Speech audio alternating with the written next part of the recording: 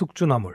다들 아시죠? 금방 쉬어버리는 그 나물 이름이 조선 최고의 배신자에서 나왔다는 거. 그런데 이게 전부 거짓말이라면요. 신숙주, 친구를 배신하고 어린어함을 내쫓은 변절자, 부인조차 남편의 배신을 부끄러워해서 스스로 목숨을 끊었다. 이것이 우리가 아는 이야기입니다. 그런데 기록에 따르면 이 이야기 속 거짓이 하나가 아닙니다. 날짜 하나로 무너지는 야사, 사건 당일 조선에 없었던 배신자, 그리고 그가 마지막으로 남긴 말까지 500년 동안 감춰져 있던 진짜 신숙주를 지금부터 보여드리겠습니다. 신숙주가 처음 역사에 등장하는 건 배신이 아니라 천재성이었습니다. 22살 생원 진사시 장원급제, 다음 해엔 문과까지 합격해서 집현전에 들어갑니다. 요즘으로 치면 사법고시 수석에 외교부 특채까지 한꺼번에 해낸 셈이거든요. 그런데 이 사람의 진짜 무서운 점은 따로 있었습니다. 퇴근을 안 한 겁니다. 기록에 따르면 집현전 독서실에서 밤새 연구에 빠져 있었다고 해요. 세종이 이걸 눈여겨봤습니다. 그리고 신숙주에게 어마어마한 프로젝트를 맡기죠. 바로 훈민정음입니다. 1443년 세종이 28자 문자를 직접 만들었고 신숙주는 해례본 편찬에 참여합니다. 여기서 중요한 게 있는데 이 작업을 혼자 한 게 아니에요.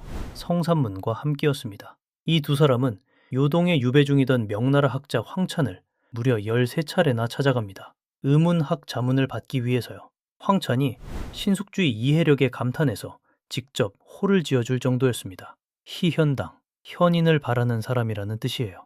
세종은 이 두 사람을 각별히 아꼈습니다. 온천에 갈 때도 신숙주와 성삼문을 함께 데리고 다녔다는 기록이 남아있어요. 세종이 가장 신뢰한 두 학자, 형제 이상의 직이었습니다. 이 두 사람이 나중에 어떻게 되는지 일단은 기억해 두시기 바랍니다. 해례본이 완성된 뒤 신숙주는 동국정운이라는 책을 대표로 집필합니다. 최초로 한글 음가를 이용해 한자음을 표기한 책이에요. 요즘으로 치면 한글 맞춤법을 만드는 위원회에 참여하면서 동시에 외국어 발음사전까지 편찬한 겁니다. 그런데 이것만이 아닙니다.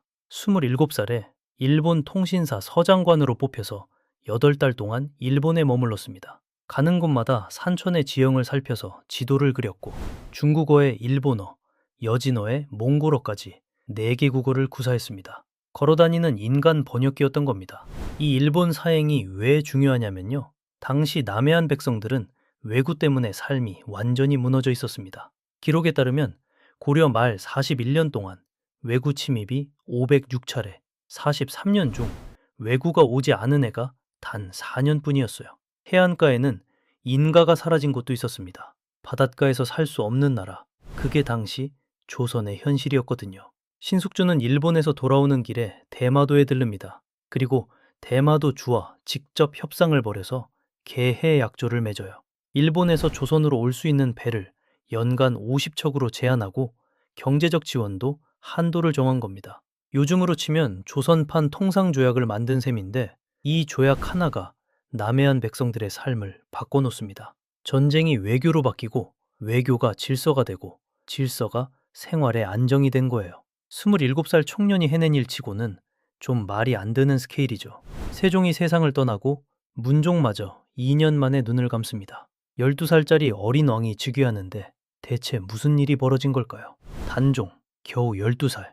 당연히 혼자서 나라를 다스릴 수 없었습니다. 그래서 문종이 남긴 유언이 있었어요. 김종서와 황보인에게 어린 왕을 잘 보필하라고요. 그런데 이 두 대신이 너무 많은 권력을 주게 됩니다. 조정의 모든 일을 자기들 마음대로 처리하기 시작한 거예요. 기록에 따르면 집현전 학자들마저 이런 상황에 불만을 품고 있었다고 합니다. 바로 이때 세종의 둘째 아들 수양대군이 움직이기 시작합니다. 1452년 수양대군이 명나라의 사은사로 떠났는데 서장관이 바로 신숙주였습니다. 먼 이국 땅에서 두 사람은 특별한 유대를 형성합니다. 같은 배를 타고 같은 길을 걸으며 수양대군은 신숙주라는 사람의 능력을 가까이서 확인했을 겁니다. 그리고 돌아오는 길, 어쩌면 이미 이야기가 오갔는지도 모릅니다. 1453년 음력 10월 10일 수양대군이 마침내 거사를 일으킵니다. 자신의 집으로 김종서를 불러들인 뒤 살생부에 이름을 올려두었던 대신들을 하나씩 쓰러뜨립니다. 그날 밤 황보인까지 목숨을 잃었고 안평대군도 결국 세상을 떠나게 됩니다. 역사는 이것을 계유정난이라고 부릅니다. 조선 건국 이후 가장 참혹한 하루였습니다. 여기서 신숙주의 위치가 중요합니다. 신숙주는 이 정변에 가담한 겁니다. 정확히 어떤 역할을 했는지는 기록마다 다르지만 결과는 명확해요. 정난공신 2등에 책봉됩니다. 요즘으로 치면 정변 세력의 핵심 참모가 된 셈이거든요. 같은 집현전에서 공부하고 같은 요동길을 13번 오간 동료들이 지켜보는 앞에서 신숙주는 수양대군의 편에 섰습니다. 2년 뒤인 1455년 수양대군이 단종의 양위를 받아 세조로 즉위합니다. 16살짜리 소년왕은 상왕으로 밀려났고 나중에는 영월로 유배되어 17에 세상을 떠나게 됩니다. 신숙주는 좌익공신 1등에 책봉되고 고령군이라는 봉자까지 받습니다. 세조는 영의정이 된 신숙주를 여전히 집현전 시절 호칭으로 불렀다고 해요. 신수찬, 신서장이라고요. 세조에게 신숙주는 단순한 신하가 아니라 동지였던 겁니다. 세조는 이렇게까지 말합니다. 당태종에게 위징이 있다면 나에게는 신숙주가 있다. 위징은 중국 역사에서 가장 유명한 간언의 상징이거든요. 그만큼 신뢰했다는 뜻입니다. 그런데 여기서 소름 끼치는 게 이 모든 것을 지켜보는 사람이 있었습니다.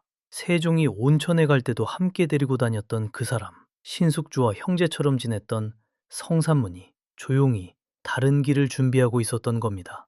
1456년 6월 창덕궁에서 연회가 열립니다. 성산문과 동료들은 이 연회에서 모든 것을 뒤집을 계획이었습니다. 그런데 성산문의 계획은 이랬습니다. 1456년 6월 1일 창덕궁에서 명나라 사신을 환영하는 연회가 열리는 날, 연회석 앞에서 칼춤을 추는 벼른검이 신호를 보내면 성산문과 동료들이 한꺼번에 일어나 세조를 쓰러뜨리고 단종을 복위시키는 것.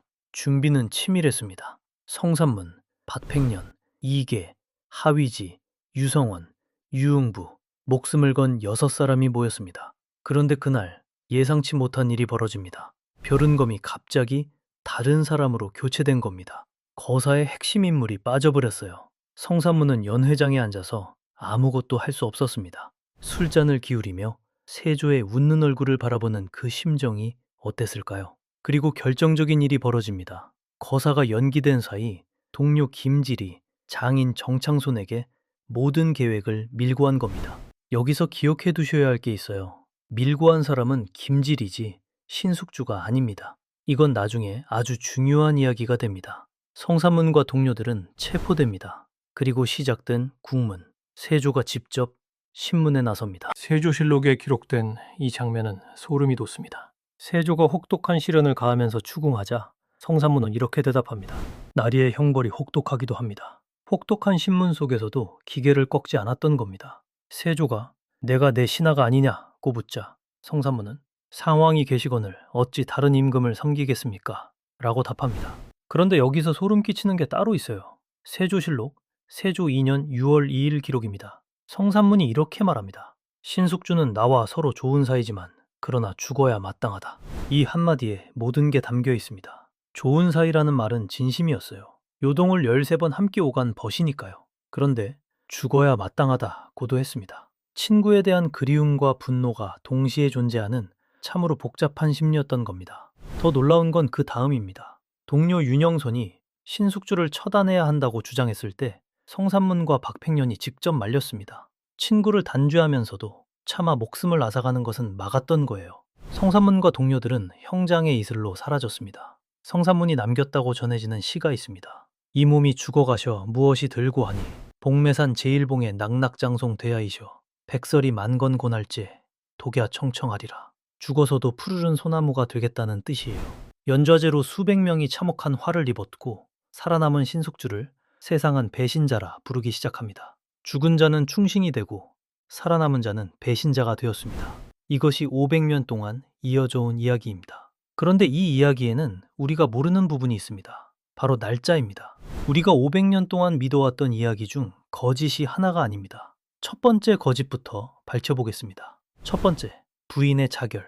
신숙주의 부인 윤씨는 남편의 배신을 부끄러워하여 스스로 목숨을 끊었다. 수백 년 동안 전해져 온 이야기입니다. 가슴 아픈 이야기죠. 그런데 날짜를 확인해 보면 이 이야기가 무너집니다. 부인 윤씨가 세상을 떠난 날짜는 1456년 1월입니다. 사육신 사건이 일어난 건 1456년 6월이에요. 5달 차이가 납니다. 윤 씨는 배신을 부끄러워할 수가 없었어요. 배신이 아직 일어나기 전이니까요. 기록에 따르면 윤 씨는 막내를 낳다가 세상을 떠난 겁니다. 자결이 아니라 출산 중 사망이었습니다. 이 이야기의 출처를 추적하면 박종화의 소설 목매이는 여인에서 시작됩니다. 그리고 이광수가 1928년부터 동아일보에 연재한 단종애사에서 전국적으로 퍼졌어요. 수천만 독자가 읽은 소설이 실록보다 강했던 겁니다. 소설이 역사를 덮어버린 거예요. 두 번째, 신숙주가 사육신을 밀고 했다는 이야기. 친구를 고변해서 죽게 만든 자. 이것도 오래된 이야기입니다. 그런데 실록에 기록된 실제 밀고자는 김질이에요. 그리고 결정적으로 사건이 벌어진 1456년 6월 당시 신숙주는 조선에 없었습니다. 명나라에 사신으로 가 있었거든요. 사건 현장에 없었던 사람이 어떻게 밀고를 합니까? 2026년에도 이수긴 교수가 이 점을 다시 확인했습니다. 밀고자는 아니었다라고요. 세 번째, 숙주나물. 이게 사실 가장 충격적입니다. 금방 쉬어버리는 나물에 배신자의 이름을 붙였다. 우리 모두가 알고 있는 상식이죠. 밥상에 숙주나물이 올라올 때마다 무의식적으로 떠올리는 이야기입니다. 그런데 숙주나물이라는 이름이 한글로 처음 등장하는 기록이 언제인 줄 아십니까? 1924년입니다. 조선 무쌍신식 유리제법이라는 일제강점기 유리책에서예요. 조선시대 문헌 어디에도 이 이름은 나오지 않습니다. 500년 전 백성들이 붙인 이름이라면서 그 기록이 20세기에야 등장한다는 건 좀 이상하지 않습니까? 신숙주의 부정적 이미지가 굳어진 데는 남효원의 육신전이 결정적이었고 이광수의 단종애사가 그것을 전 국민적으로 확산시켰습니다. 우리가 알고 있는 배신자 신숙주의 상당 부분은 소설과 야사가 만들어낸 이미지였던 겁니다. 그렇다면 이 사람의 진짜 얼굴은 뭘까요? 배신자가 아니었다면 신숙주는 대체 무엇을 한 사람일까요? 낙인을 벗기고 기록만 보면 이 사람의 이력이 좀 말이 안 됩니다. 만 45세 영의정, 공신 4번 책봉, 조선의 4대 교린 외교문서를 거의 혼자 다듬었고 중국어, 일본어, 여진어, 몽골어까지 4개 국어를 구사한 사람이었습니다. 그런데 이 업적 중에서 백성의 삶에 가장 직접적으로 영향을 미친 것이 있습니다. 바로 외구 문제의 해결이에요. 고려 말 41년 동안 기록에 남은 외구 침입만 506차례였습니다. 남해안은 인가가 완전히 사라진 곳도 있었어요. 백성들은 바닷가에서 살 수가 없었던 겁니다. 신숙주는 27에 일본 통신사로 건너가서 돌아오는 길에 대마도주와 개해약조를 맺습니다. 세견선 50척 제한, 세사미두 200석 제한, 요즘으로 치면 조선판 통상조약을 만든 거예요. 이후 삼포가 열리고 남해안에 교역 질서가 생기면서 백성들의 삶이 안정되기 시작합니다. 그런가 하면 진윤사가 되어 가뭄에 굶주리는 백성을 직접 구제하러 나서기도 했고 농업과 축산 기술을 정리한 실용서까지 집필했습니다. 유학자로서는 드물게 큰 도시의 시장을 허용해서 백성의 상업활동을 진흥시켜야 한다고 주장하기도 했어요. 배신자의 이력서에는 이런 것들이 적혀 있었던 겁니다. 그리고 1471년 성종의 명으로 해동 제국기를 저술합니다. 27대 직접 그린 지도와 기록을 바탕으로 일본과 유구의 지리, 풍속, 외교 관계를 정리한 책이에요. 해동 제국기에 실린 일본 본국 지도는 독립된 일본 지도로는 세계에서 가장 오래된 것으로 알려져 있습니다. 요즘으로 치면 조선판 외교 데이터베이스를 만든 셈인데 이 책은 조선 후기까지 통신사가 일본에 갈 때 반드시 가지고 가는 필수 참고서였습니다. 신숙주의 기록이 유일무이했기 때문이에요. 1475년 만 59세의 신숙주가 병상에 누워 있습니다. 여러 차례 사직을 올렸지만 성종이 허락하지 않았어요. 직접 문병까지 왔습니다. 그 자리에서 신숙주가 마지막 말을 남깁니다. 원컨대 일본과의 화친 관계를 잃지 마옵소서. 배신자가 마지막으로 남긴 말은 반성이 아니었어요. 나라의 안이었습니다. 27에 직접 바다를 건너 협상을 벌였고 54세 그 경험을 해동제국기로 정리한 사람답게 마지막 순간에도 일본을 걱정하고 있었던 겁니다. 그리고 이런 말도 남겼다고 합니다. 저승 가서 읽을 책 몇 권을 같이 관에 넣어달라. 마지막까지 학자였던 겁니다. 그런데 이 유언에는 소름 끼치는 뒷이야기가 있어요. 신숙주가 세상을 떠난 지 불과 2년 뒤 일본에서 온인의 난이 끝나면서 전국시대가 시작됩니다. 일본과의 사신 얽내가 끊기고 신숙주가 구축한 대일 정보 수집 체계가 무너져 버렸어요. 그리고 117년 뒤인 1592년 조선은 일본의 사정을 전혀 파악하지 못한 채 임진왜란을 맞이하게 됩니다. 배신자의 유언을 무시한 대가였을까요? 신숙주는 배신자였을까요? 현실주의자였을까요? 500년간 소설과 야사가 만들어낸 이미지 속에서 기록이 말하는 실제 신숙주는 전혀 다른 얼굴을 갖고 있었습니다. 한글을 만들고 외교를 설계하고 백성의 삶을 바꾼 사람, 그리고 그 모든 것이 배신자라는 세 글자 아래 묻혀버렸습니다. 이 이야기에는 우리가 다루지 못한 부분이 더 있습니다. 왜구에 시달리던 남해안 백성들은 어떻게 살았는지, 그리고 신숙주의 외교가 그들의 삶을 어떻게 바꿨는지 다음 이야기에서 만나겠습니다. 신숙주는 변절자일까요? 현실주의자일까요? 여러분은 어느 쪽이라고 생각하십니까?